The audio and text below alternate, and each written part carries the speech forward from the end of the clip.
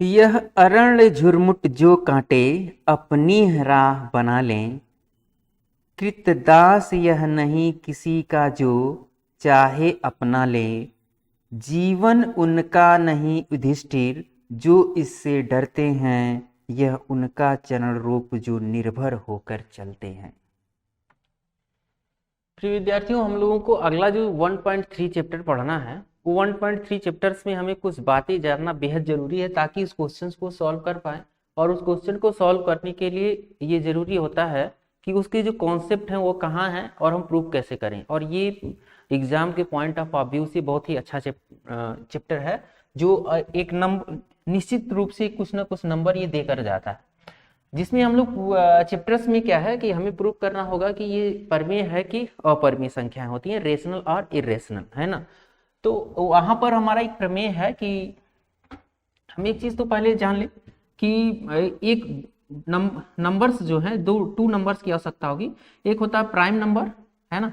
Prime numbers ऐसे numbers होते हैं जिसका जो फैक्टर होता है वन और इटसेल्फ, जिसका खुद का और वन ही केवल क्या हो से डिविजिबल हो, उसे बोलते हैं प्राइम नंबर, है ना। और प्राइम नंबर से ही कुछ ऐसे भी नंबर्स होते हैं, किसी भी जो नंबर्स के प्राइम नंबर होता है उस नंबर का एक बनता है प्राइम फैक्टर, है ना। प्राइम फैक्टर बनता है, ठीक। और जो प्राइम फैक्टर्स होते हैं वो प्राइम फैक्टर कभी डिविजिबल नहीं होते, प्राइम वन से होते हैं या खुद से होते हैं, ठीक।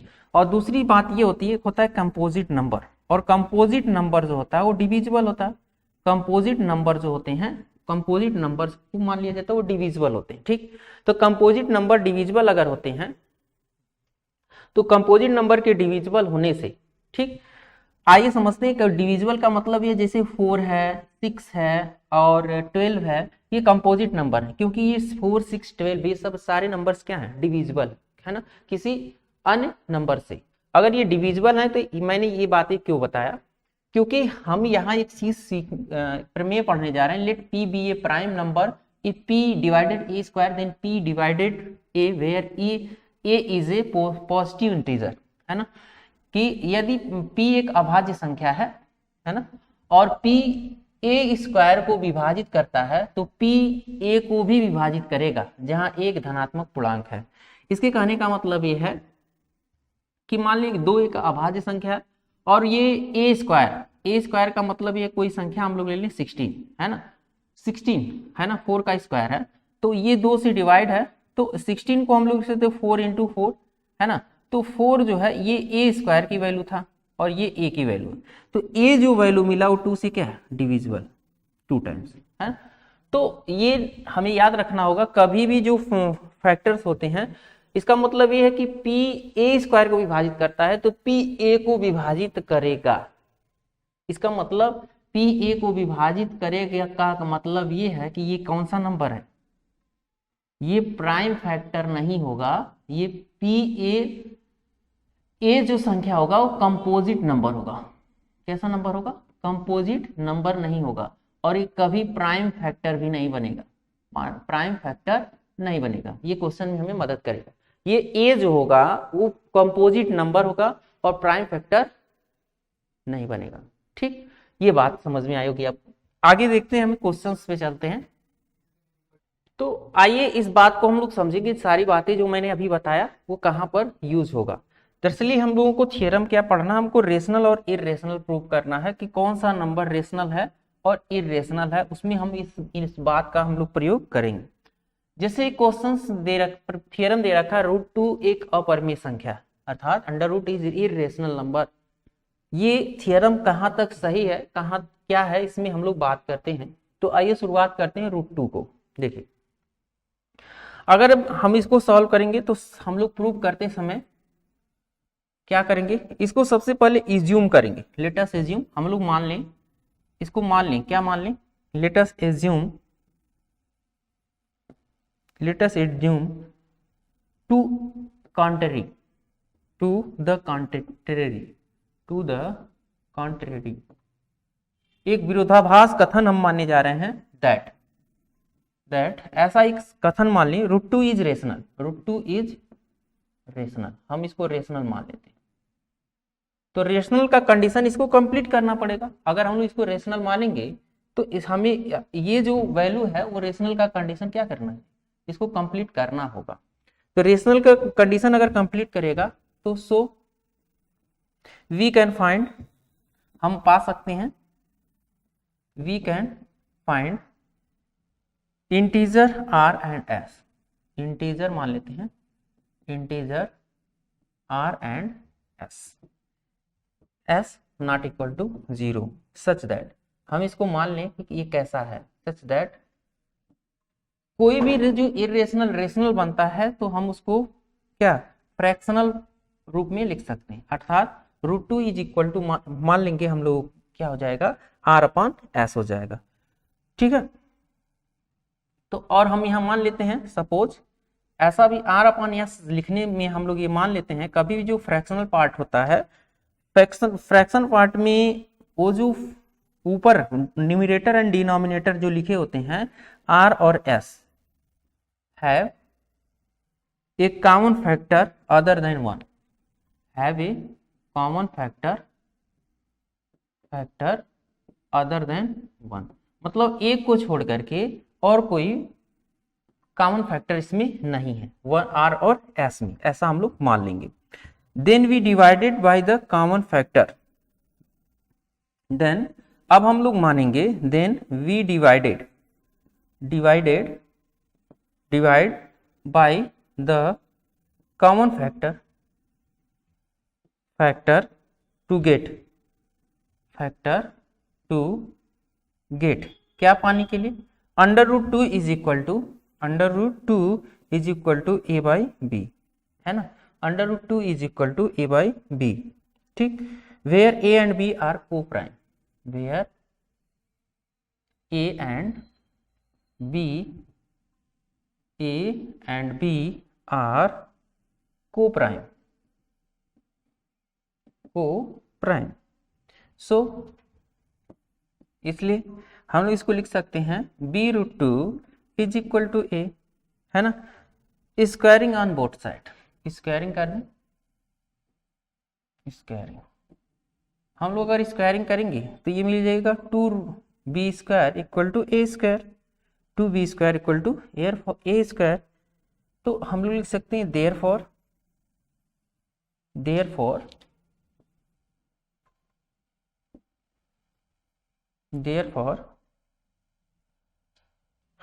This implies that b² equal to लिख सकते हैं a² by 2, therefore 2 divides a², 2 divides a², now by the theorem, अभी हम लोग जो थियरम पढ़े हैं कि अगर 2 डिवाइड कर रहा होगा a² को डिवाइड करेगा तो 2a को डिवाइड करेगा, बाय द थियरम हम प्रमेय पढ़े हैं, उस प्रमेय के अनुसार इट फॉलो, यह क्या फॉलो करेगा, ये क्या कहना चाहेगा, दैट ये कहना चाहेगा कि 2 डिवाइड्स a मतलब 2 a को क्या करेगा, विभाजित करेगा, तभी ये a² को विभाजित कर सकता है। सो वी कैन राइट, इसका मतलब ये है, तो वी कैन राइट, हम ये लिख सकते हैं दैट, क्या लिख सकते हैं, a जो है एक फैक्टर फॉर्म है किसका, एक 2 के फैक्टर में वैल्यू है 2c, है ना, अगर एक फैक्टर के रूप में वैल्यू है 2c for some integer c, ऐसा है, फॉर सम इंटीजर c के रूप का, सम इंटीजर c सब्स्टिट्यूशिंग, अब हम लोग इसको रख दें यहाँ पर, है ना, a इक्वल टू 2c रख दें तो हम लोगों को मिल जाएगा, सब्स्टिट्यूशिंग हम लोग रख दें, अगर यहाँ पर रखा जाएगा सब्स्टिट्यूट कर देंगे फॉर a, तो वी गेट, हमें मिलेगा, क्या मिलने वाला है कि 2b² जो है वो 4c² के इक्वल हो जाएगा, क्योंकि हम लोग यहाँ पर a की वैल्यू रखने जाए, तो a की वैल्यू रखेंगे तो 2b² इक्वल टू 4c² मिलेगा, है ना, यहाँ पर अगर हमने यहाँ पर रख दिया 2b² इक्वल टू, तो 4c² मिल जाएगा। तो 4c² रखने मिलने के बाद अगर हम इसको काट रहे होंगे तो this implies that b² equal to 2c²। b² equal to हमें दिखाई दिया 2c²। अब हम पुनः इसको क्या यूज कर रहे हैं, इसका मतलब ये है कि यहां पर जो b है, या इसको c² इक्वल टू लिख सकते हैं b²/2। इसका अर्थ ये है कि अगेन इसका अर्थ ये है कि दिस मीन्स हम कह सकते हैं this means that 2 divides b²। 2 divides b²। अगर 2 b² को डिवाइड करेगा तो सो 2 divide b, 2 divide b, 2 divide b किसे? बाय थ्योरम, प्रमेय द्वारा। अभी हम लोग थ्योरम पढ़े हैं और इसको आप ऐसे लिख सकते हैं बाय द थ्योरम। इसका टोटल मीनिंग क्या हुआ? सारे की मीनिंग ये हुआ कि हमने जो टारगेट रखा उस टारगेट में a एंड b, जो a और b हैं, a and b have at least, जो हमारा a और b लिखा हुआ रूफ है, एट लीस्ट कम से कम 2 एज ए कॉमन फैक्टर, 2 जो है 2 एज ए कॉमन फैक्टर 2 के पास क्या है? कम से कम एक कॉमन फैक्टर है। But this contradict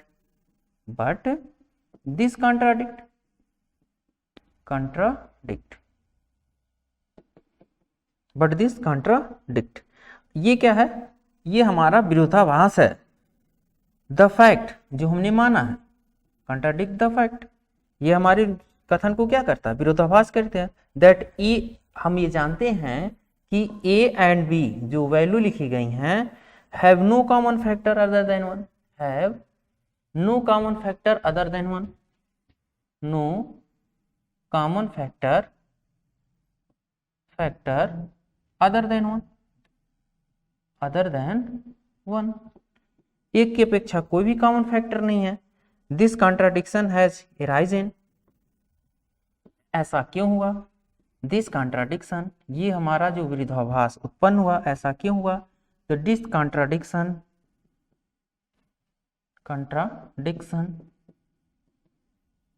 has arisen, कहां से आया? बिकॉज ऑफ आवर, क्यों आया? बिकॉज ऑफ आवर, हमने जो माना है इनकरेक्ट एजम्पशन, हमने गलत तर्क दिया है। Incorrect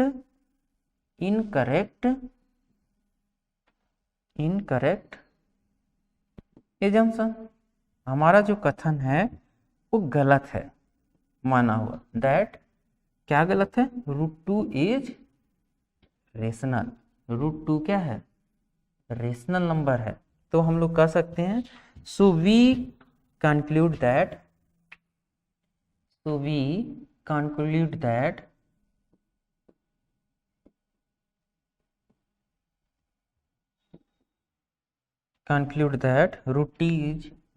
is irrational, √2 is irrational।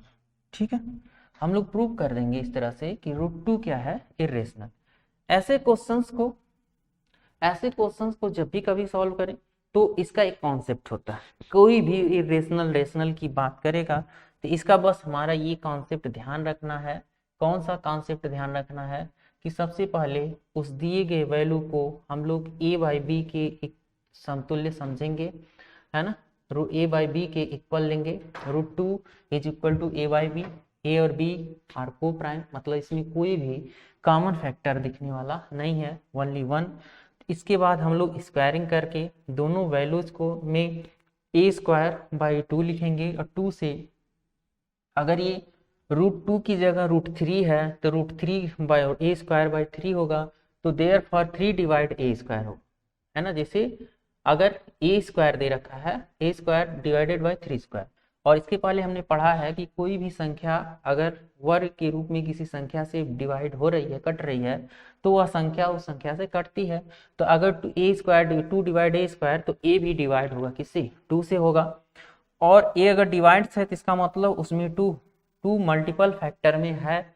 तो ए को हम लोग 2c के इक्वल ले रहे हैं। ए को 2c के इक्वल जब ले लेंगे, ए को 2c के इक्वल जब हम लोग ले लेंगे, तो हम लोगों को आगे फिर इसी क्वेश्चन में क्या करना पड़ेगा, उस वैल्यू को हमने पुट किया, फिर देखा कि क्या बी के साथ ऐसा हो।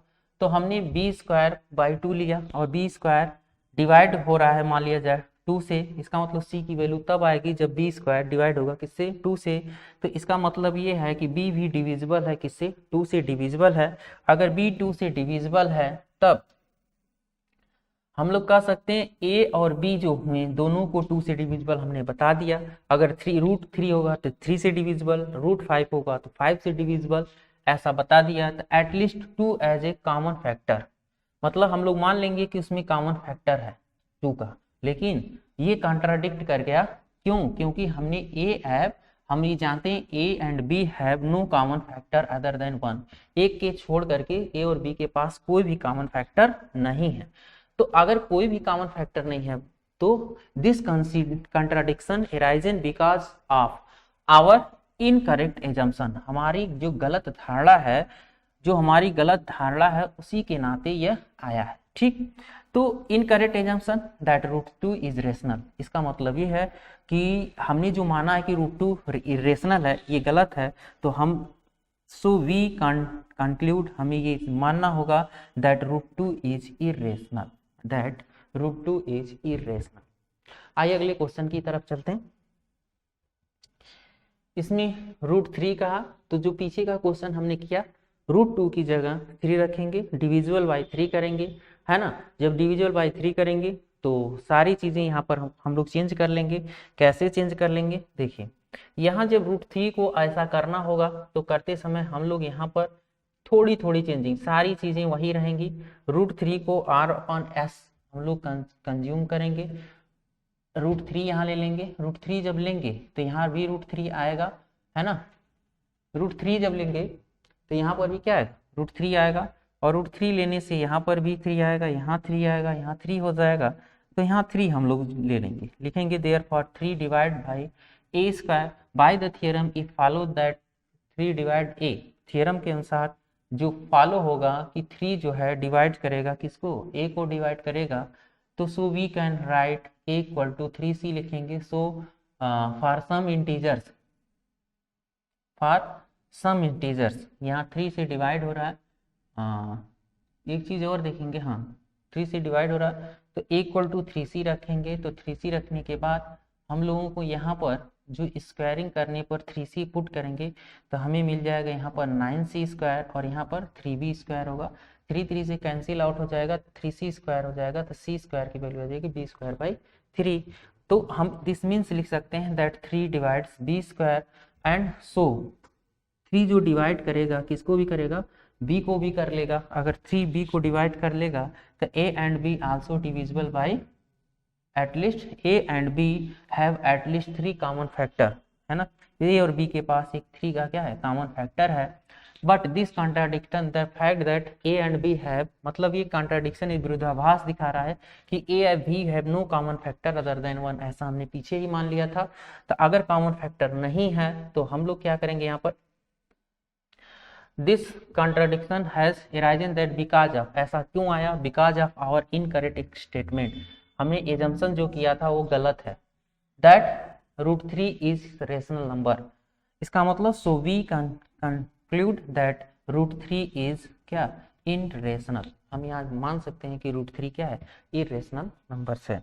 ठीक है, इसी तरह से √5 माइनस √3 को भी आप एग्जाम्पल से कर लेंगे। और इसी तरह से आप दर्शाए 3√2 एक अपरिमेय संख्या, इसको भी दिखाएंगे एग्जाम्पल्स के। आइए प्रश्नावली के क्वेश्चंस को देखते हैं कि सिद्ध करना है √5 एक अपरिमेय संख्या। ठीक।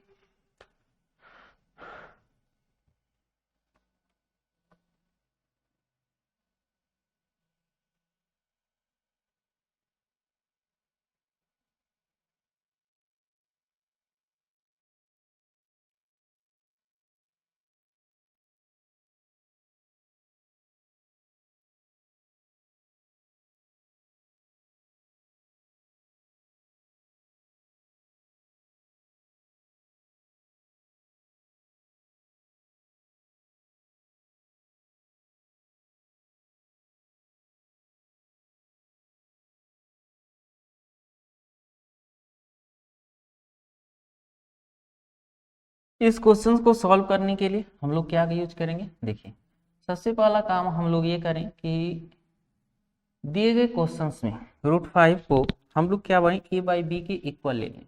√5 जो वैल्यू दे रखी है ना, पहले सबसे पहले हम लोग लेट कर लेते हैं। Let √5 is a rational number, इसको हम लोग रेशनल माने, रेशनल नंबर। इसको हम लोग सबसे पहला काम रेशनल नंबर के रूप में ले लेंगे।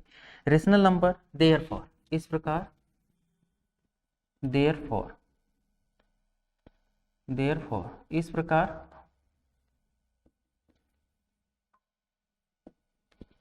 देयरफॉर वी कैन फाइंड, हम ये पा सकते हैं, we can find two integer a, b where b not equal to 0 such that, कैसा मानेंगे, such that ऐसा मान लें क्या कि √5 is equal to a by b, √5 is equal to a by b, ऐसा मान लें। तो √5 इक्वल टू अगर हम लोग a बाई बी ले रहे हैं तो ऐसा जब ये हो गया तो हम इसको ये भी कंसीडर कर लें, मान लें let a and b have a common factor, have a common factor other than 1, एक को छोड़ करके a और b के पास कोई भी कॉमन फैक्टर नहीं है। तो अगर ऐसा है तो हम लोग लिख सकते हैं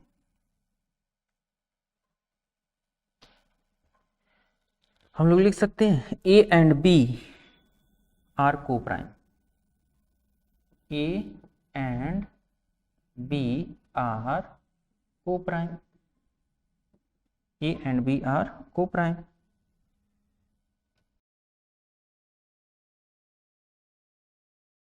तो इसको आगे बढ़ाएंगे हम, यहां से इसको आगे बढ़ाएंगे तो मिल जाएगा हम लोगों को a equal to √5b, equal to √5b squaring कर देंगे हम लोग। अगर इसका स्क्वायरिंग करते हैं तो a square equal to 5b square, है ना, a स्क्वायर इक्वल टू मिल जाएगा 5b स्क्वायर। देयरफॉर इस प्रकार a स्क्वायर जो है हम लिख सकते हैं this implied that b square equal to a square by 5। Therefore हम एक कह सकते हैं कि a स्क्वायर इज डिविजिबल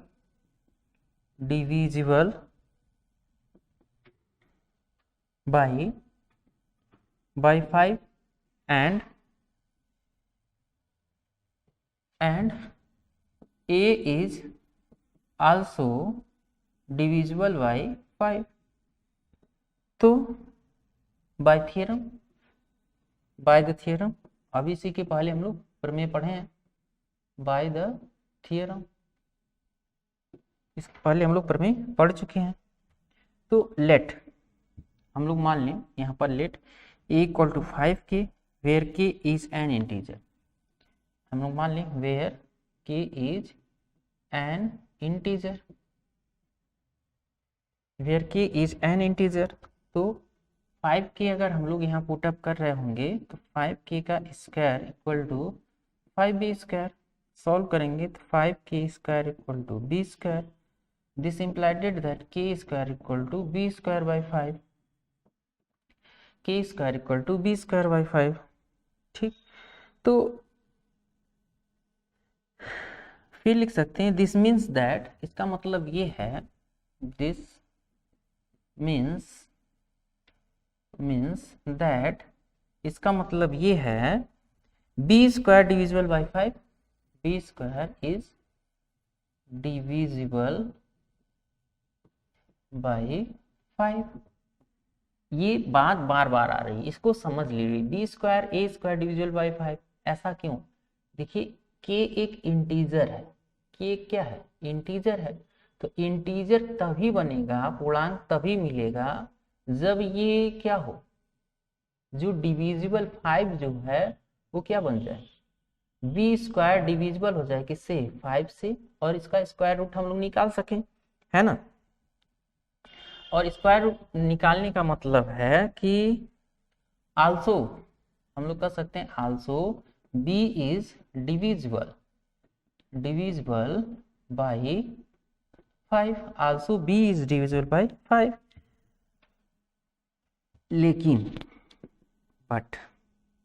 लेकिन यहाँ पर हम कह सकते हैं दिस इज, अभी हम लोग जितनी बातें किए हैं ये कंट्राडिक्शन, ये एक विरोधाभास है, contradiction to the fact of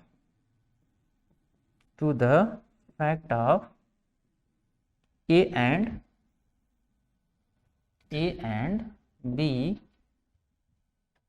B are coprime. ये जो फैक्ट हमने माना है ए और बी क्या है, को प्राइम है, सवाद संख्या है ना, मतलब ये आपस में कटती नहीं है ना, ये आपस में कटती नहीं है, को प्राइम नंबर है, को प्राइम नंबर आपस में कटती नहीं है। कुछ ऐसे नंबर्स होते हैं प्राइम नंबर होते हैं, लेकिन प्राइम नंबर में ऐसे प्राइम नंबर यहाँ हम लोग ले रहे हैं जो आपस में कटती नहीं, को प्राइम है। लेकिन हमारे अनुसार ए 5 का मल्टीपल हो गया, बी भी क्या हो गया, 5 का मल्टीपल हो गया, है ना। ए एंड हमारे अनुसार ए भी 5 का मल्टीपल हो गया और बी भी क्या हो गया, 5 का मल्टीपल हो गया। hence root 5 cannot expressed, हम इसे लिख नहीं सकते क्या, expressed as p by q। it can be said that, इसका मतलब ये है हम कह सकते हैं it can be said that, ये कह सकते हैं root 5 is irrational,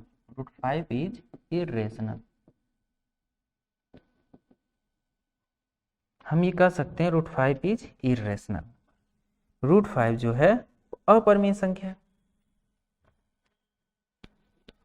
तो ये क्वेश्चंस आप इसी तरह से भी सॉल्व कर सकते हैं। पीछे के क्वेश्चंस में हम लोगों ने बहुत सारी डिटेल्स चीजें लिखी थी, लेकिन अब इस क्वेश्चन में बहुत सारी डिटेल चीजों की लिखने की आवश्यकता नहीं है, ऐसे भी इसको प्रूव कर सकते हैं। ठीक, अगला क्वेश्चन है कि prove that root 3 plus 2 root 5 is irrational, सिद्ध करना है 3 प्लस 2 का ऋण 5 एक अपरिमेय संख्या। चलिए देखते हैं कैसे प्रूफ होगा। सबसे पहला काम यहाँ पर सॉल्व करते समय हमारा यही होना चाहिए कि इसको हम लोग मान लेंगे, लेट, ऐसा हम लोग मान लें, let 3 plus 2 root 5 is rational, इसको हम लोग रेशनल समझें, 3 प्लस 2 रूट 5 इज रेशनल। तो therefore we can find two integer, ये स्टेप सब में लिखना है, ये स्टेप हम लोग को सब में यूज करना है, ए एंड बी, है ना, where b not equal to 0। तो हम लोग लिख सकते हैं 3 प्लस 2 रूट 5 रेशनल है, इसे p बाई क्यू या a बाई बी के फॉर्म में इसको हम लोग क्या कर सकते हैं, व्यक्त कर सकते हैं। तो यहां से हम लोग इसको लिखेंगे 2 root 5 is equal to a by b minus 3, है ना, और रूट 5 इज इक्वल टू लिखेंगे a by b two b, a by 2b, या ऐसे भी लिख सकते हैं 1/2 आगे ले लें a बाई बी माइनस 3, ऐसा लिख दें, है ना। और हम लोग लिखेंगे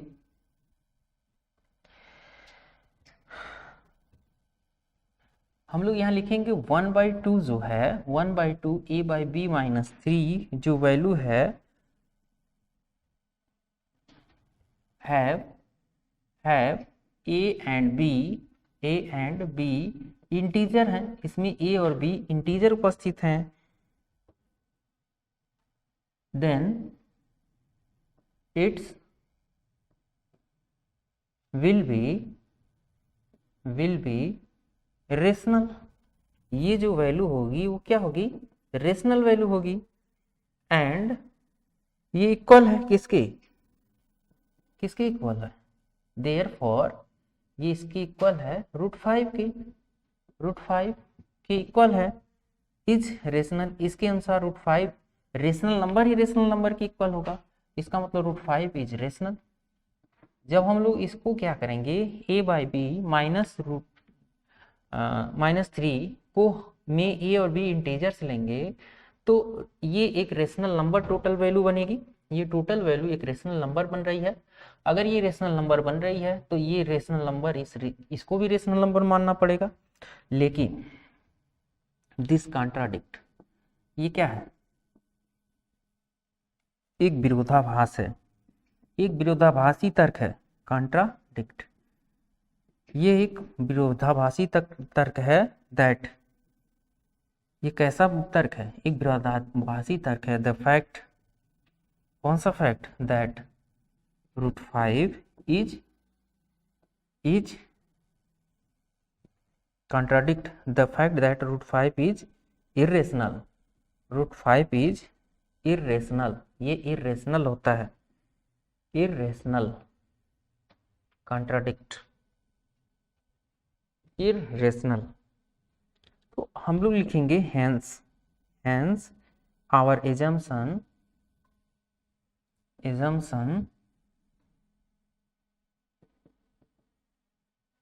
that 3 + 2 √5 is rational is false। ये गलत है, ये मानना हमारा क्या है, गलत है।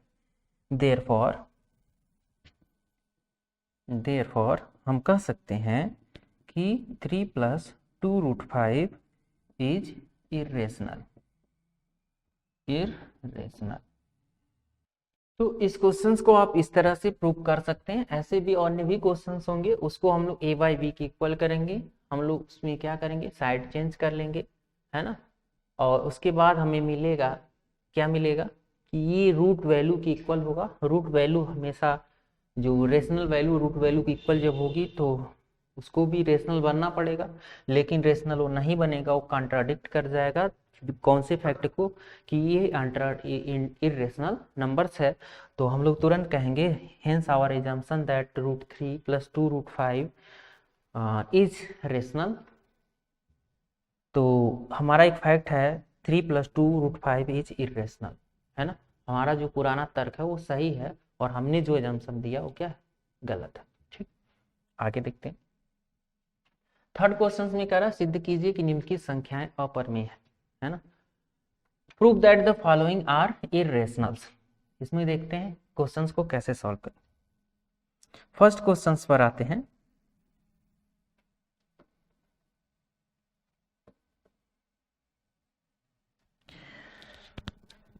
इसमें फर्स्ट करा 1/√2, 1/√2 लेट, मान लेते हैं लेट 1/√2 इज रेशनल, हम इसको रेशनल मान लें। ठीक, अगर 1/2 इज रेशनल, देयरफॉर इसका मतलब ये है, देयरफॉर वी कैन फाइंड, हमें मिलेगा, उन्हें लिखेंगे we can find 2 integer.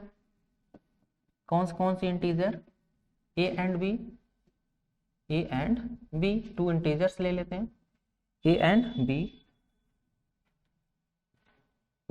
Not equal to 0 लेंगे, b को नॉट इक्वल टू 0 लिखेंगे।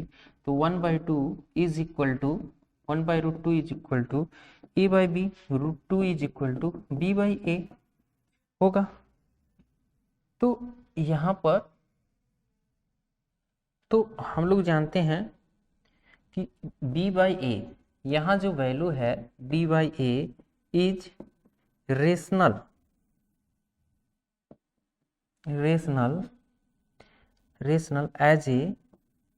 एज क्यों है, a and b are integers. तो देयरफॉर इस प्रकार हम लोग ये जानते हैं, जो कि चूंकि हम लोग ये जानते हैं √2 is irrational number, √2 is rational. अगर हम लोग इस वैल्यू को रेशनल लेंगे इंटीजर्स के रूप में, ये रेशनल बनेगा।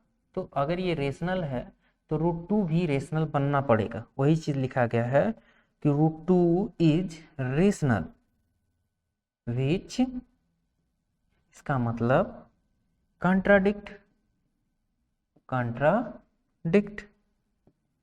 क्या कॉन्ट्राडिक्ट कर रहा है? To the fact. किस फैक्ट को ये कॉन्ट्राडिक्ट कर रहा है?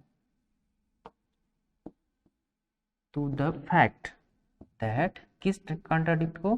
√2 इज इरेशनल। हम लोग ये जानते हैं √2 क्या होता है? इरेशनल ही होता है, तो ये इरेशनल ही है। ठीक, √2 इज इरेशनल, हेंस हम लोग कह सकते हैं hence our assumption is false। hence our assumption is false।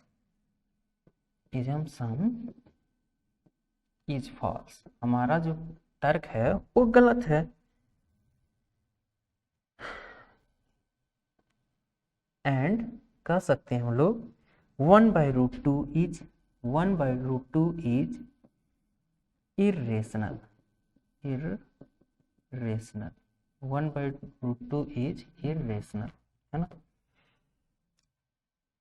अगला सेकेंड नंबर क्वेश्चन क्या दे रखा है? सेकेंड नंबर क्वेश्चन में है 7√5 को इरेशनल दिखाना। कोई दिक्कत नहीं, पुनः हम लोग 7√5 को मान लेंगे a/b के equal, and √5 is equal to लिखेंगे a/b इंटू 7/7। और हम लोग जानते हैं कि a/7b इज रेशनल, है ना। a/b is rational. और अगर ये रेशनल है, क्यों? क्योंकि a/b क्या है? इंटीजर है। अगर ये इंटीजर है तो ये रेशनल ही होगा। अगर ये रेशनल है तो हम जानते हैं इसका मतलब रेशनल वैल्यू रेशनल के ही इक्वल होगी। तो देयरफॉर, क्योंकि √5, इस प्रकार हम ये कह सकते हैं, देयरफॉर हम कह सकते हैं √5 शुड बी रेशनल। इसको भी होना चाहिए, शुड बी रेशनल, इसको भी रेशनल होना चाहिए। तो अगर ये रेशनल है, लेकिन हम लोग ये जानते हैं, वी नो दैट, हम लोग ये जानते हैं दिस कॉन्ट्राडिक्ट, ये एक अंतर विरोध है। क्यों विरोध है? कॉन्ट्राडिक्ट होगा। क्यों कॉन्ट्राडिक्ट होगा? कॉन्ट्राडिक्ट द फैक्ट दैट, क्या? That √5 is irrational। √5 is irrational। Therefore इस प्रकार आवर एजम्पशन, हमारी जो परिकल्पना है, क्या? Assumption that 7√5 is rational false. ये हमारी परिकल्पना क्या है? गलत है, इज फॉल्स, है ना। हेंस हम लोग कह सकते हैं, हेंस 7√5 इज इरेशनल।